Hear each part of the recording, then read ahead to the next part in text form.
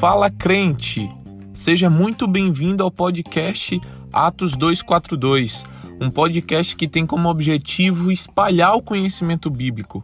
Aqui, pelo menos por enquanto, você vai encontrar aulas que eu, Pedro Henrique, dei na minha igreja. Essas aulas fazem parte de um módulo de ensino chamado Panorama Bíblico, que é uma explicação geral sobre toda a narrativa bíblica de Gênesis a Apocalipse. No episódio de hoje, você vai acompanhar o início, a introdução da história de Abraão, começando com a sua genealogia no final do capítulo 11 de Gênesis, até o seu encontro com Melquisedeque, lá em Gênesis 14. Que essa aula te abençoe bastante. Se você tiver alguma dúvida, manda e-mail pra gente, nos procura nas redes sociais. No final do episódio eu te explico melhor como tirar cada dúvida. Por enquanto, fica aí e que você seja abençoado com essa aula. Valeu!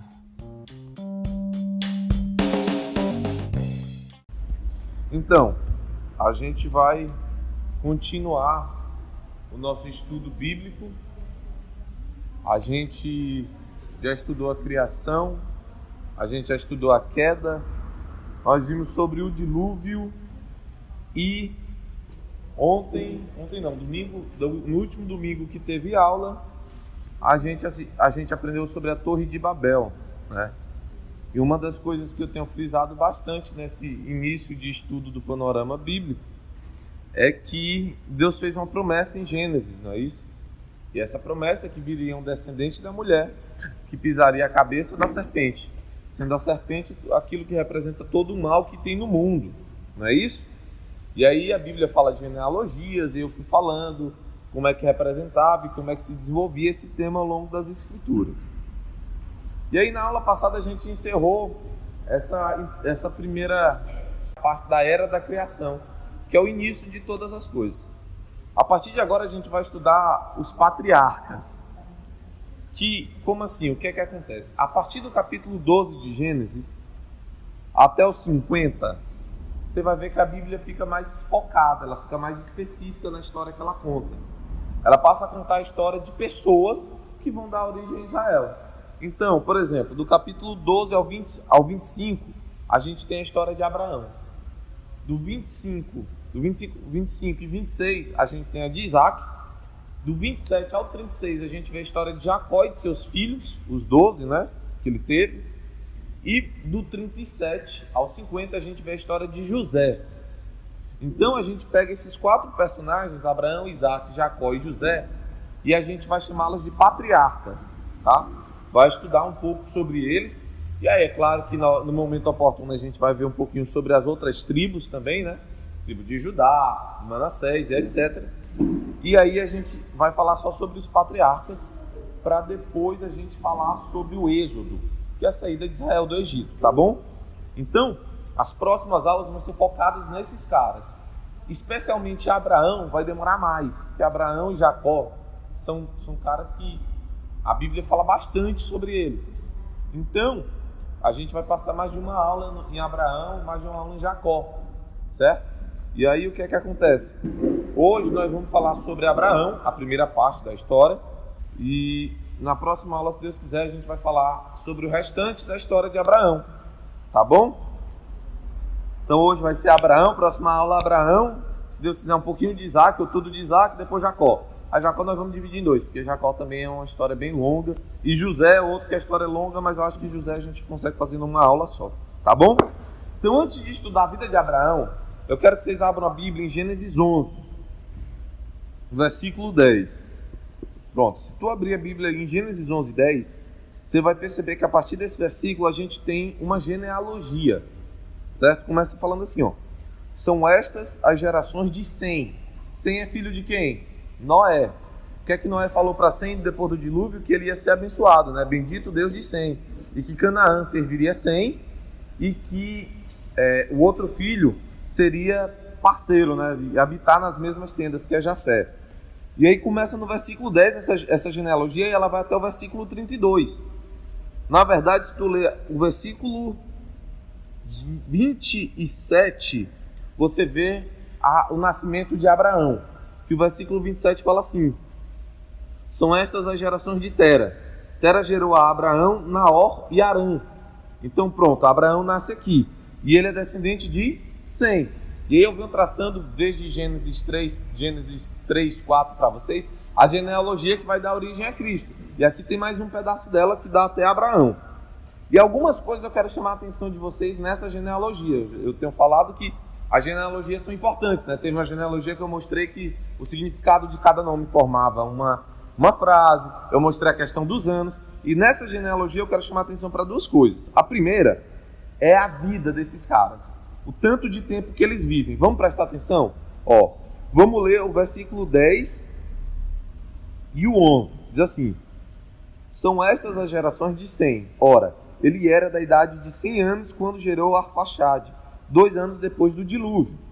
Aí o versículo 11. E depois que gerou Arfaxade, viveu Sem 500 anos e gerou filhos e filhas. Quantos anos viveu Sem no total?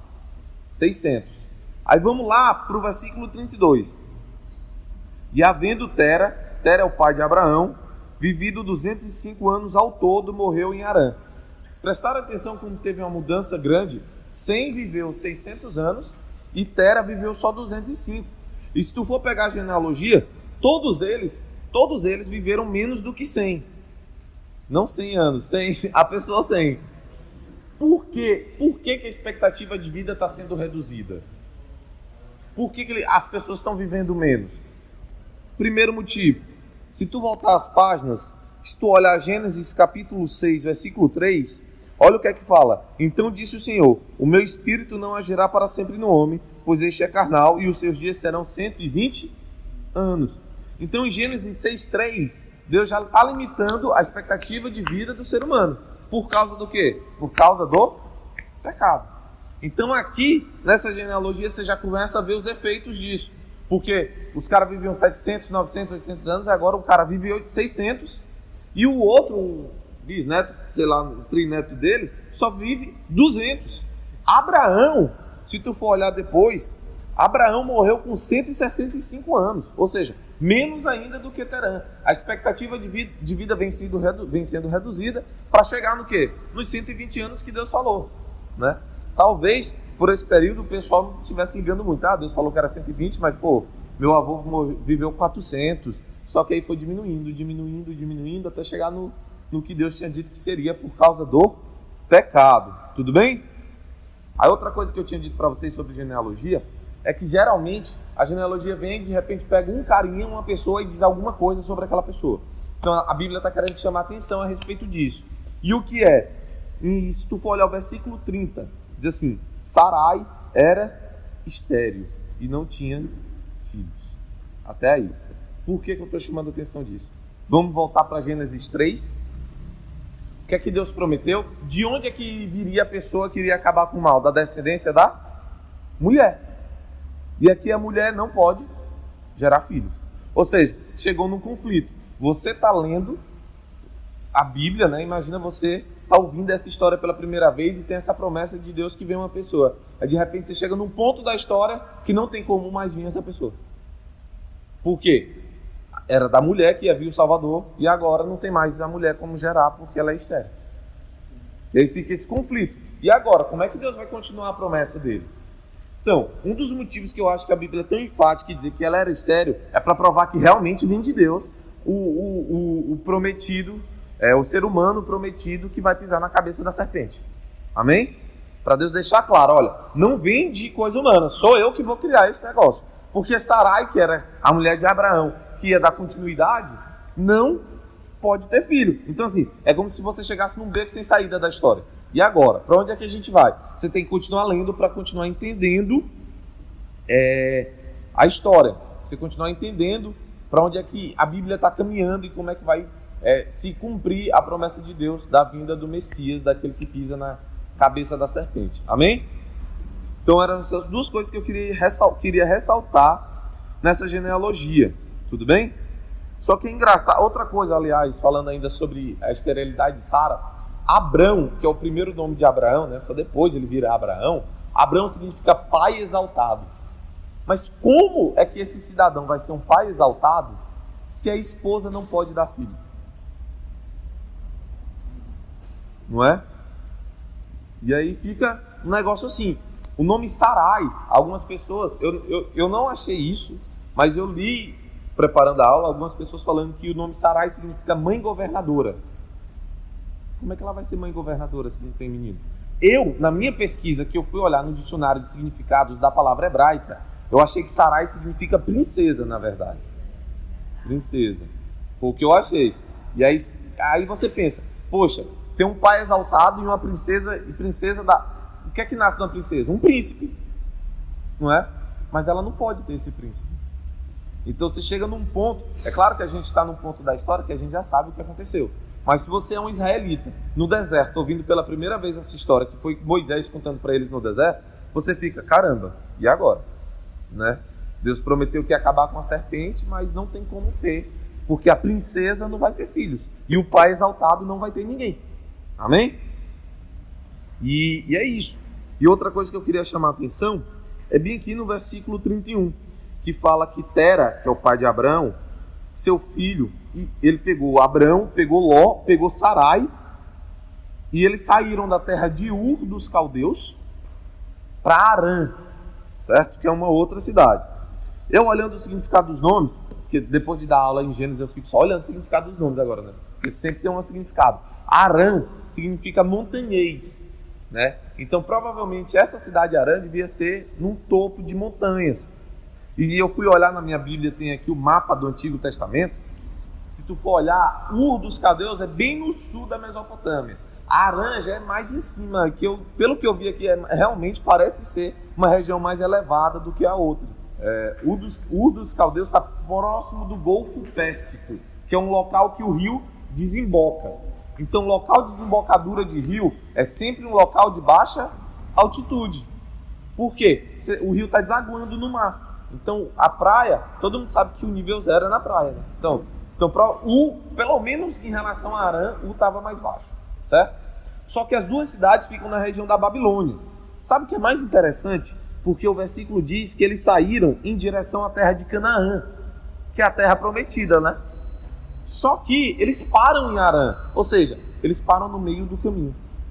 E aqui eu estava vendo, caramba, quantas vezes Deus promete pra gente e a gente começa a caminhada, mas para no meio do caminho. Que nem Abraão. Eles começaram a caminhada em direção a Canaã. Deus ainda não tinha prometido, claro, Canaã para eles, mas eles pararam em Harã, no meio da Babilônia. Amém?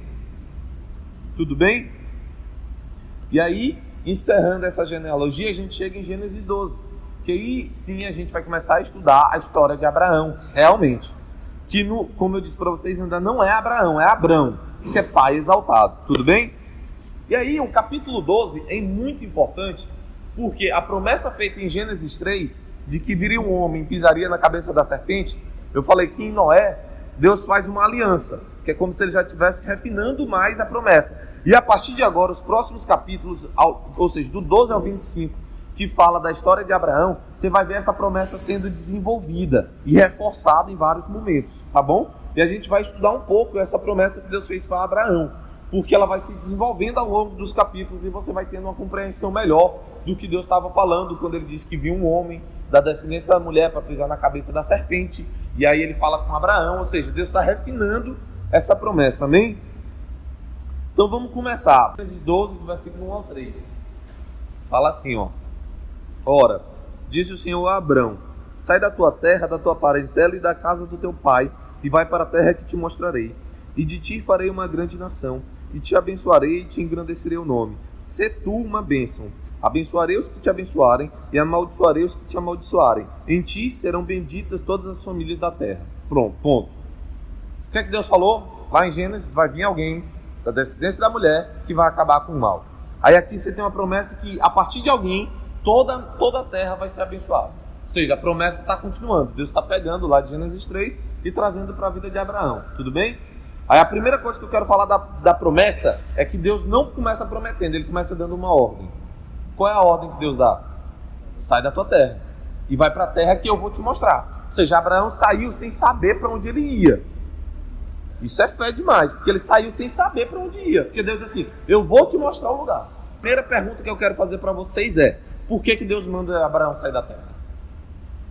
É só porque Deus quer a fé dele de ver de acreditar que Deus tem uma promessa, uma terra para ele? Por que Deus está mandando Abraão sair de lá? Claro, tem a ver a fé, se afastar do pecado. Vamos lá entender por que se afastar do pecado? É só a gente olhar o contexto que Abraão estava. Primeiro, logo antes desse capítulo vem em Gênesis o quê? 11. O que é que eles construíram em Gênesis 11? Torre de Babel. Eu falei da idolatria envolvida na construção da Torre de Babel. Então Deus já não está querendo Abraão no meio disso aí. Outra, eu fazendo uma pesquisa sobre a cidade de Ur, que é a cidade que Abraão é, eu descobri que lá era o centro de adoração à lua. Ou seja, a cidade que ele morava era um local que era tido como o local central para adorar a lua. Então Deus realmente está tirando ele do meio da idolatria, do meio daquele pecado. Deus está separando Abraão. Tudo bem? E aí, outra ideia está no livro do Flávio José, que é a história dos judeus. Eu vou ler para vocês aqui um trecho, que é o capítulo 7. Ele está falando desse episódio de Abraão saindo da terra dele. Se liga só. Abraão, não tendo filhos, adotou Ló, filho de seu irmão Harã, e irmão de sua mulher Sara. E para obedecer a ordem que havia recebido de Deus, ou seja, sai da tua casa, deixou a Caldeia na idade de 65 anos e foi morar na terra de Canaã, a qual deixou a sua posterioridade. Era um homem muito sensato, prudente e de grande espírito, e tão eloquente que podia persuadir sobre o que quisesse. Como nenhum outro o igualava em capacidade e em virtude, deu aos homens um conhecimento muito mais perfeito da grandeza de Deus, como jamais tiveram antes. Foi ele quem primeiro ousou dizer que existe um só Deus, que o universo é obra das mãos dele e que a nossa felicidade deve ser atribuída unicamente à sua bondade e não às nossas próprias forças.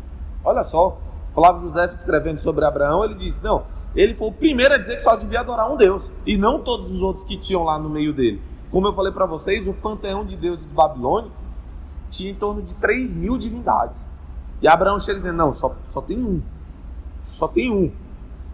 Aí olha por que Abraão deduziu isso, que Flávio José fala. O que o levava a falar dessa maneira era o fato de ter deduzido, após considerar atentamente o que se passava sobre a terra e sobre o mar e o curso do sol, da lua e das estrelas, que há um poder superior regulando esses movimentos, sem o qual todas as coisas cairiam em confusão e desordem, por não terem de si mesmas poder algum para nos proporcionar os benefícios que delas aurimos. Elas os recebem dessa potência superior, a qual estão absolutamente sujeitas, o que nos obriga a honrar somente a Ele e a reconhecer o que lhe devemos por contínuas ações de graças. Olha só. Aí aqui, olha o que é que fala, o que aconteceu desse raciocínio de Abraão. Os caldeus, que era a região que ele morava, e os outros povos da Mesopotâmia, não podendo tolerar as palavras de Abraão, ou seja, as palavras que ele dizia o quê? Só existe um Deus. E é ele que controla tudo. A gente não adora a lua, que era a cidade que ele mora. A gente adora quem sustenta a lua. Aí, eles não podiam tolerar, levantaram-se contra ele. Assim, por ordem, com auxílio de Deus, ele saiu do país para ir morar na terra de Canaã. Olha só que interessante, né?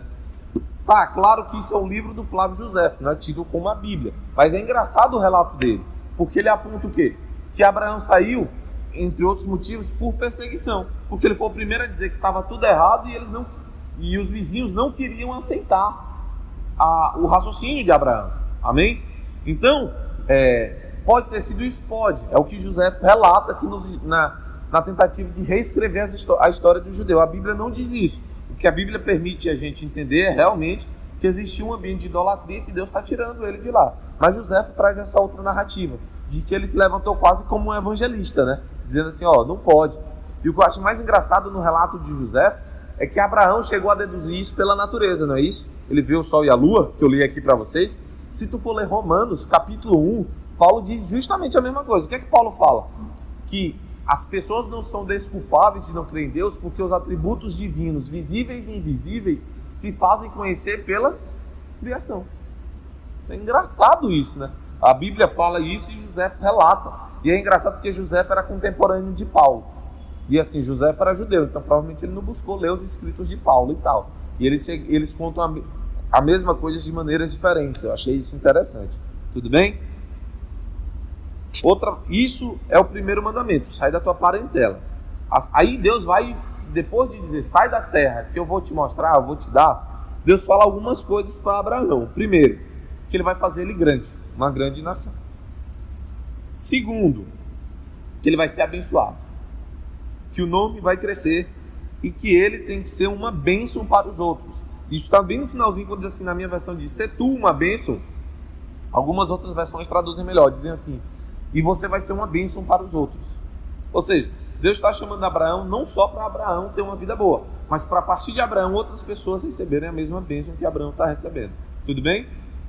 E aí, na terceira parte, que é o versículo 3, Deus fala que vai abençoar quem abençoar e amaldiçoar quem amaldiçoar. Isso é o quê? Proteção.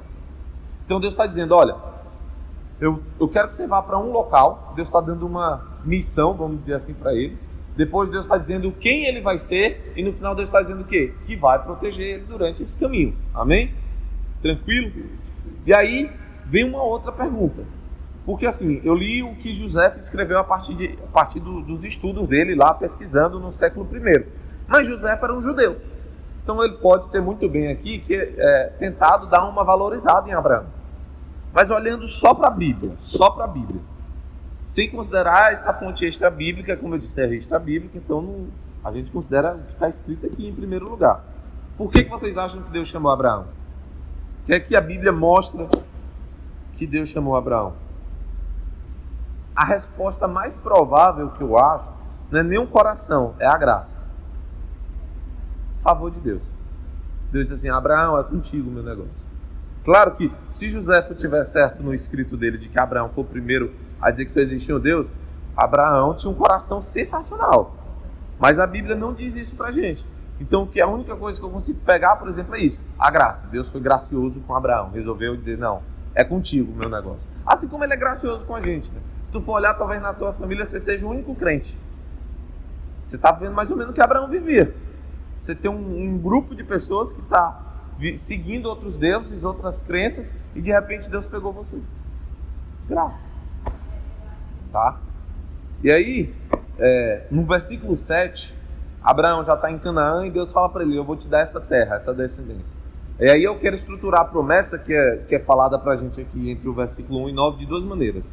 A primeira parte, que são os versículos 2 e 3, Deus está dizendo para Abraão quem ele vai se tornar. No versículo 7, Deus está dizendo aonde ele vai agir. Amém? Que é o que Deus faz com a gente hoje. Primeiro você descobre quem você vai ser, que é o quê? A imagem e semelhança de Cristo Jesus. Depois você descobre aonde você vai ser isso, que é o teu chamado, que é o local onde você vai agir. Amém? Alguns de vocês, o local da tua Canaã vai ser a tua família. Eu tenho certeza aqui que deve ter pelo menos um de vocês que vocês foram o primeiro e vocês estão evangelizando a família, ou evangelizaram a maior parte da família. Acho que a tia Tezinha é assim, né, tia? A senhora foi uma das primeiras e todo o restante veio com a senhora. Olha só, Abraão, ficou feio. Abraão, ela foi a primeira, e aí Deus já deu a imagem e semelhança de Cristo, olha, você vai ser isso. E a partir daí ela começou a agir no local. Primeiro você recebe a promessa de uma nova identidade, depois você descobre aonde você vai atuar nessa nova identidade. Amém? Foi o que aconteceu com Abraão. Só que nem tudo são flores, né? A partir do versículo 10 do capítulo 12, a gente vê uma história muito estranha de Abraão. O que é que acontece? Tem uma fome na região dele, e é por causa dessa fome ele vai para o Egito. E lá no Egito, ele fica com medo. E ele vai e diz assim, Sara, tu é muito bonita, e se eu disser que eu sou teu marido, é capaz deles quererem me matar para te tomar como esposa. Vamos dizer que a gente é irmão? Porque se a gente for irmão, ninguém me mata. Aí o faraó realmente acha Sara muito bonita e toma Sara como esposa. Só que Deus amaldiçoa a terra, né? A palavra, se eu não me engano, não diz com que. Só fala que Deus, com grandes pragas. Isso está no versículo 17. E fala que Deus puniu o faraó com grandes pragas. Ou seja, Deus trouxe algo ruim para a terra por causa de Sara. Aí o faraó chega para Abraão e diz assim, cara, por que você não falou que era sua mulher? Eu não tinha tomado ela. Vai e leva o que você quiser. E Abraão volta do Egito. Isso está do versículo 10 ao 20. E aqui eu quero entrar em alguns detalhes acerca dessa história. Primeira pergunta. Aonde foi que você já leu até agora, até o capítulo 12, uma história que o homem se acovarda e tenta se esconder atrás da mulher? Aonde que você viu isso? Tem uma história que o homem também fica acovardado e tenta jogar, se esconder por trás da mulher? Adão e Eva. Olha como está se repetindo a mesma história. E qual é a consequência quando Adão tenta se esconder atrás de Eva? Uma das maldições vai para quem? Para a natureza. Deus nos fala, ó, a partir de agora, a terra vai produzir abrolhos e espinhos. E aqui, Deus traz praga sobre a terra. Toda vez que o homem foge do propósito e da identidade que Deus chamou ele a ser e tenta se acovardar, o que é que acontece? Dá errado. Que foi o que aconteceu aqui com Abraão. Tudo bem? O pior é que Abraão, se tu for olhar na promessa que Deus deu para ele, Deus falou o quê? Que vai abençoar ele, vai ser próspero. Então assim, se deu fome em Canaã, o que é que Abraão tinha que ter? Fé, que Deus disse que ia abençoar e fazer ele próspero. Então Deus ia trazer o quê? Abundância. Vocês vão ver mais tarde, lá na história de Isaac, que Isaac passou pela mesma coisa. Fome na terra. Só que Isaac ficou e Deus abençoou e ele foi próspero. E Abraão fugiu. Ele esqueceu da promessa que ele tinha recebido. Outra coisa, ele não ficou com medo de morrer pelo faraó? Só que é que fala na promessa no versículo 3. Vou abençoar quem te abençoar e amaldiçoar quem? Então, se o faraó tentasse alguma coisa com Abraão, o que é que Abraão tinha que ficar? Tranquilo, por quê? Deus já tinha dito que ele iria proteger Abraão. Que se alguém tocasse nele, Deus tocava na pessoa. Amém? Então, por isso que eu falo que foi graça. Porque olha como Abraão não tá. Ele teve a fé inicial de sair, uma fé impressionante realmente, mas ele tinha muita falha ainda. Então Abraão não vai ser esse cara que vai cumprir a promessa. Mas através de Abraão vai vir um cara que vai cumprir a promessa de pisar na cabeça da serpente. Amém? Tudo bem? Tá dando para entender? Só que aí Abraão volta do Egito. Aí, outra coisa, antes de eu falar da volta de Abraão para o Egito. Se você olhar aqui no versículo 8 de Gênesis 12, Abraão está entre dois locais. Um local chama-se Betel e o outro chama-se Ai. Ele está num monte que fica entre os dois. Diz assim, ó. Passando dali para o monte ao oriente de Betel, ou seja, ele está no monte que está ao oriente de Betel. Ou seja, Betel está ao ocidente. Armou sua tenda ficando em Betel ao ocidente e Ai ao oriente. Betel significa casa de Deus e Ai significa destruição. Uma está ao oriente, ou seja, de onde Abraão está vindo, e a outra está ao ocidente, para onde Abraão está indo. Então Abraão está no meio do caminho. Ele está entre a destruição, ou seja, tudo que ele viveu e viu de idolatria, e está entre a promessa que é a casa de Deus, que é Betel. Amém? Ele está entre os dois, no meio do caminho. É no meio do caminho que vem a fome. E aí quem esteve no acampamento viu minha pregação sobre provações. E lá eu falei o quê? Provação é uma escassez. Então diante da escassez, o que é que Abraão tinha que ter feito? Seguido em direção a Betel, que é a casa de Deus. Mas ele não vai em direção à casa de Deus, que é Betel. Mas ele também não volta para Ai, que significa destruição. Ele vai para o Egito, que simboliza o mundo. Amém? A gente vai ver ao longo do estudo que o Egito é associado ao mundo. Tá? Geralmente associado ao mundo. A recorrer às coisas do mundo. A gente vai ver isso mais na frente, tá bom? Mas por enquanto só aceita isso. Que o Egito representa o mundo. Então Abraão escolheu ir para o mundo. Não para a casa de Deus, que era a promessa que estava adiante, e nem retroceder. Ele pegou a terceira via, que também era errada. Amém? Tá dando para pegar? Ou tá confuso? Tá bom, né? Pronto, massa. E aí Abraão volta do Egito no capítulo 13. Vocês estão seguindo, né, a ordem. Assim, eu te recomendo até depois dar uma lida de novo, de 1 a 13, que é o que a gente está estudando, para você, se estiver anotando ou então gravando, não sei, você depois olhar, ler e comparar com o que a gente estudou para você ver. Caraca, faz sentido. Então, ele volta do Egito. E aí, no capítulo 13, quando ele volta do Egito, tem um negócio interessante. Primeiro, do versículo 14 ao 18 do capítulo 13, Deus vai reforçar a promessa. Como eu disse, ao longo da vida de Abraão, Deus vai reforçando, vai detalhando, vai trazendo à memória a promessa que ele fez em Gênesis 12, né, para Abraão. Só que antes da promessa, Abraão tem um problema com Ló, o seu sobrinho, que ele tinha tirado lá da terra para ir junto com ele. Qual o problema? Eles voltam ricos do Egito, com muito gado, e a terra não sustenta os dois, e os pastores de Ló começam a brigar com os pastores de Abraão. Isso é consequência de quê? De ter ido ao mundo. Porque eles foram provar das riquezas do Egito, ao invés de provar da provisão de Deus. Então Ló foi infectado. pelo que aconteceu no Egito. Abraão está sendo moldado, mas Ló se deixou convencer. Por que eu estou dizendo isso? Se liga só. Vamos comparar.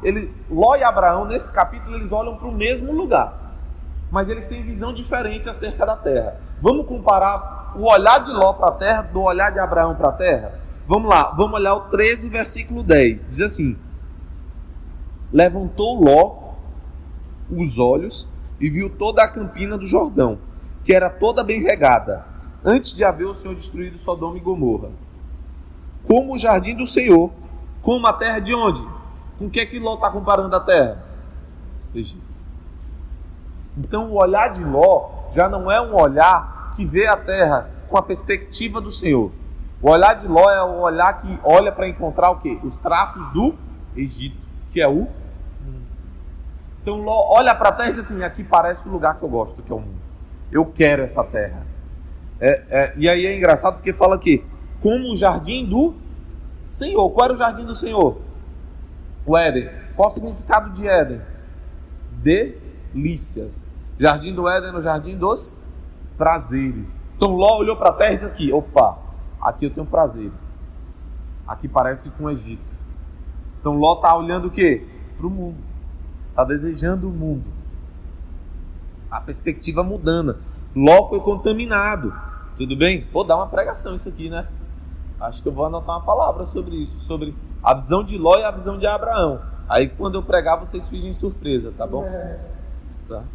Mas vamos pegar agora a visão de Abraão para a mesma terra. No versículo 14. Disse o Senhor a Abraão, depois que Ló se separou: ergue os olhos e olha desde onde estás, para o norte, para o sul, para o oriente e para o ocidente. Versículo 15. Porque toda essa terra que vês, eu te darei a ti e a tua descendência para sempre. Qual é a perspectiva de Abraão para a terra? Promessa de Deus. Completamente diferente. Perspectiva de Ló para a terra? O quê? Ganância, cobiça, eu quero recursos. Perspectiva de Abraão para a terra? A promessa de Deus para a minha vida. Olha só a diferença. Eu vou trazer isso para vocês entenderem para o relacionamento entre homem e mulher. Como você vê o seu cônjuge? Aquele que você vai tirar e satisfazer os teus desejos, ou você vê como uma promessa de Deus para a tua vida? Como você olha para o teu trabalho? Aquele local que você só tira dinheiro, tira, ou você vê como promessa de Deus para a tua vida? Qual a perspectiva que você tem diante das promessas de Deus? Você enxerga como Ló enxergou, o local que eu vou tirar dinheiro, ou você enxerga como Abraão, aqui é a promessa de Deus para mim? Isso muda completamente como você vai lidar com a terra prometida, e muda completamente a tua vida a partir desse momento. Isso aqui que eles estão vivendo, cara, dá uma pregação, vou escrever, a perspectiva divina da terra prometida. Vou escrever, vocês vão fingir surpresa. Não, para ficar melhor, quando vocês estiverem sentados do lado de alguém, você vira assim: ele já pregou isso para mim. Só para... Vocês são do clube VIP, tá ligado? Vocês são do clube... vai pro mergulhando, ele já pregou isso lá, tá? Mas aí vocês contam isso só depois. Enquanto estiver rolando a palavra, vocês ficam: oh, meu Deus, que revelação! Amém? É forte. Mas tá dando para entender o que eu quero mostrar? Como a perspectiva mudou o destino. Isso, sabe onde é que está no Novo Testamento sobre isso? João capítulo 3. Quando Nicodemos chega para Jesus. E ele diz assim: e aí? Eu sei que tu é do reino de Deus. Jesus diz assim: cara, tu tem que nascer de novo. Aí Nicodemos diz assim: oxente. Aí Jesus fala: vamos lá, vamos abrir para vocês entenderem. Porque eu posso citar e posso acabar falando besteira. João capítulo 3. João 3. Olha só. João 3:3.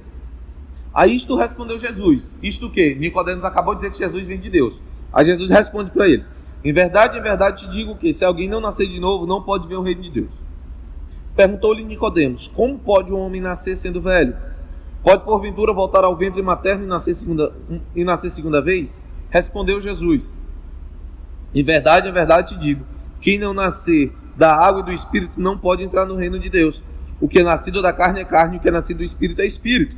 Não te admires de eu dizer: importa-vos nascer de novo. O que é que Jesus está dizendo para Nicodemos? Nicodemos, beleza, você percebeu o reino de Deus, porque você percebeu que eu, Jesus, sou de Deus. Mas você não entrou no reino de Deus. Porque você não discerne o reino de Deus. Você consegue perceber os efeitos do reino, mas você não vive no reino, porque você precisa o quê? Nascer de novo. Aí Nicodemos não entende nada, eu não posso voltar para o ventre da minha mãe. Jesus diz, não, você tem que nascer do Espírito. Por quê? Porque quem nasce do Espírito vive em Romanos 12. E Romanos 12 diz o quê? Não vos conformeis com esse mundo, mas sede transformados pela renovação da vossa mente. Então o que é que Jesus está dizendo? Você só vê e entra no reino de Deus se você renovar a sua mente. Você só vai olhar para a terra prometida com a perspectiva divina se você nascer do Espírito de novo. Porque se você não nasce do Espírito, você não muda a sua mente e você olha para a promessa como Ló olhou. É um jardim de delícias, é um local para eu me esbaldar, não é um local para eu cultivar e viver a promessa. Amém? Deu para entender essa volta? E aí, outra coisa interessante é porque quando Abraão olha para a terra, ele passa a vislumbrar a área de atuação dele. E aqui a gente tem um desenvolvimento completo do chamado de Abraão. E aí Deus delimita para Abraão. Então vamos analisar um pouquinho a evolução da promessa. Primeiro Deus diz para Abraão no capítulo 12, olha, você vai ser uma bênção, eu vou te engrandecer e eu vou te proteger. No versículo 7 Deus diz assim, ó, essa terra que você está pisando agora, eu estou te dando. Mas só que Deus não disse muito para Abraão, só disse assim, essa terra, ele estava no meio do monte. Aí ele olhou, ó. Aí agora quando chega no versículo 14, Deus diz exatamente qual é a terra. Cara, é a tua vida. Deus diz quem você vai ser, a imagem de Cristo Jesus. Deus começa a delimitar a tua atuação. Deus começa a te pegar e dizer, não, é aqui, é trabalhando assim, é assado, é até aqui que você vai, é aqui que eu quero você. É a partir daí que você vai ser uma bênção. Amém? Então, Abraão agora sabe quem ele vai ser em Deus, a promessa que Deus tem para a vida dele. Abraão sabe agora aonde essa promessa vai se cumprir. E o engraçado de tudo isso é que a fé desse homem é grande. Por quê? O que é que a palavra falou em Gênesis 11 acerca da mulher de Abraão? Ela era, e Deus já está dizendo desde a primeira vez, que ele vai ser uma grande nação. Como isso é possível? E é isso o que tem que ficar na tua mente. O cara que está ouvindo essa história lá no deserto pela primeira vez, ele está, caramba, como esse cara tem uma promessa desse tamanho e vai viver isso se a mulher dele não pode gerar filhos? E essa é a grande pergunta. E Deus está fazendo questão de ser assim para quê? Para Deus mostrar que é Ele que está fazendo e não Abraão. Amém? Você vê isso na conquista da terra prometida, né? Você vê isso muito claramente com Gideão. O que é que Deus fala para Gideão? Manda o povo embora, vocês vão ganhar comigo, não com o exército. Amém? Deus mostrando o tempo todo que é Ele quem faz. Tudo bem? Gênesis 14. Seguinte, Gênesis 14, a gente tem a primeira guerra relatada na Bíblia. Até então, a gente tinha a história de Nimrod, né, que tinha sido um valente caçador em Gênesis 10, mas lá não entra em detalhes. E aqui não, aqui a Bíblia conta realmente sobre uma guerra. São 4 reis contra 5. Tinha uma região que estava sendo dominada por um rei, e o pessoal que estava sendo dominado se rebelou. E esse pessoal fazia parte da região de Sodoma e Gomorra. E eles têm uma guerra. E eles perdem a guerra. Só quando eles perdem, se eles lembram quem escolheu morar na região de Sodoma e Gomorra? Ló. Não é isso? O que falou lá no versículo 10. Então, ele escolheu morar em Sodoma e Gomorra. Olha um detalhe interessante, que eu me atentei agora. No versículo 11, diz que Ló escolheu o Oriente. Lembra que eu falei para vocês que Abraão ficou no local que para frente o Ocidente era Betel e o Oriente era o quê? Que era o quê? Destruição. Que foi o quê? O que Ló escolheu, né? É engraçado porque Ló foi pelo olhar, né? Pela delícia, pelo algo que era bonito. Não foi isso que a serpente fez com Eva? A fruta era agradável aos olhos e Eva comeu. Então, mordeu a isca. Foi o que aconteceu com Ló. E aí, cara, acontece que Ló é escravizado, vai junto, Abraão sabe disso. E olha o detalhe interessante. Abraão reuniu 318 homens que nasceram na casa dele. Ele tinha 318 servos para a batalha. 318. Você tem noção do que é ter 318 empregados? É muita gente. Abraão tinha se tornado o quê? Muito rico, muito próspero, muito poderoso. Ele estava virando o que Deus disse que ele ia virar. E o que é que Deus falou? Eu vou engrandecer o teu nome. Ele só não virou ainda uma grande nação, mas ele já começou a ter o nome engrandecido. Ele estava crendo nas promessas. Amém? E aí ele vai resgatar Ló. E o que eu quero chamar a atenção nesse capítulo 14, não é a guerra, é o encontro de Abraão com um cara chamado Melquisedeque. Por quê? Porque no Novo Testamento, em Hebreus, Paulo resgata a figura de Melquisedeque, para dizer que Cristo não é um sacerdote da linhagem de Arão, mas é um sacerdote segundo a linhagem de Melquisedeque. Isso está no livro de Hebreus, capítulo 7. Eu falei Paulo, mas assim, tem uma divergência se Paulo é realmente o autor dos Hebreus, tá bom? Tem essa disputazinha. Mas voltando, dizem que Melquisedeque representa Cristo, e representaria Cristo aqui. E eu estou vendo aqui que a gente vai demorar um tempo bom para poder analisar essa história de Melquisedeque ser uma figura de Cristo. Eu vou parar por aqui. Para a próxima aula a gente pegar o gancho de Melquisedeque e aí estudar pelo menos até o nascimento de Isaac, certo? Quando Sara fica grávida. Por que eu quero chegar até aí? Porque eu quero falar para vocês, no capítulo 16, na verdade, tem um negócio que eu quero que vocês marquem de agora, para na aula que vem a gente se aprofundar. Capítulo 16, versículo 7. Marca, porque próxima aula eu quero falar sobre isso. Diz assim: tendo-a achado o anjo do Senhor. Grifa essa expressão, anjo do Senhor. Nós vamos dar uma estudada só nesse termo, anjo do Senhor. Tá bom? Talvez eu pegue mais da metade da aula só falando do anjo do Senhor, que é uma curiosidade muito interessante. Tudo bem? Então grifa aí, o anjo do Senhor. Nós vamos estudar isso. Próxima aula, se Deus quiser, a gente termina no 14, o 15 e entra no 16. E aí eu falo sobre o anjo do Senhor para vocês. De onde é que ele vem, para onde é que ele vai e quem que ele é. Tá bom? Vocês estão vendo, né? Que é muita coisa. Porque só a vida de Abraão aqui nós chegamos só em 3 capítulos e eu peguei 1 hora para falar de tudo. Tá? Tudo bem? Alguma dúvida?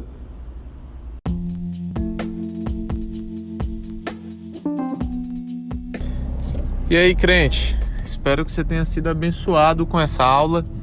E se ela levantou muitas perguntas, nos envie um e-mail para atos242podcast, tudo junto, e o 242 em algarismos, @gmail.com. Repetindo, atos242podcast, @gmail.com. E é isso. Te encontro na próxima aula. Valeu. Deus abençoe.